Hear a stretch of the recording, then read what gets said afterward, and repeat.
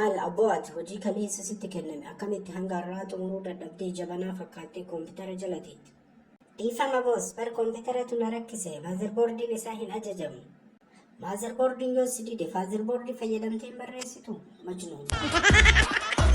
Sorry boss, boordiin kun maazarii malee faazarii, biraazarii, siisterii fi binaaninsarii hin qabu bara.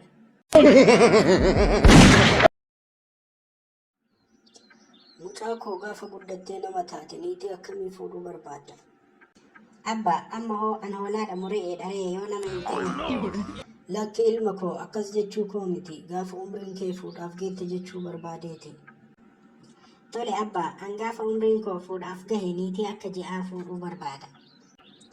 Ajaa'iba, tan bareeddinni ishee dachii ibsu jechuu keeti.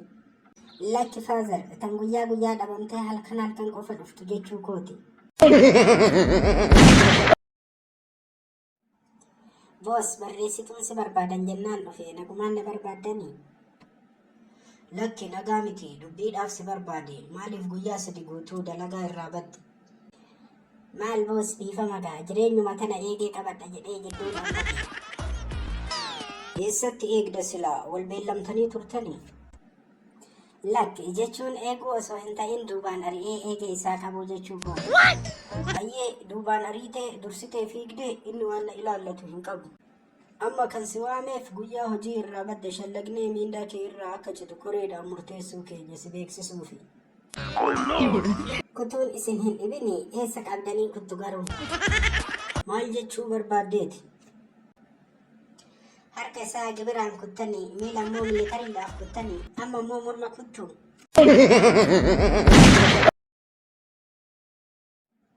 Ayyee baga nagaan dhufte maal taate mee eessa keessi dhukkuba? Doktor rakkoo biraa takkallee hin qabu abjuuta hirriba na dhoowwe halkan hunda tapha kubbaa miilaa abjuudhaan ilaalaa bula. Tole qoricha sii barreessu kana galgala irraa eegalee liqimsee rafi sana booda waan abjuu ta'e takkallee hin agartu. Doktor qoricha naaf barreessitu kana boru galgala irraa eegalee yoo fudhadhee rakkoo qaba? Maaliif galgala irraa hin eegaltu abjuun hirriba na dhoowweera jenne? Lakki doktor har'a galgala tapha geebaati kanaaf addaan kutuu hin barbaanne.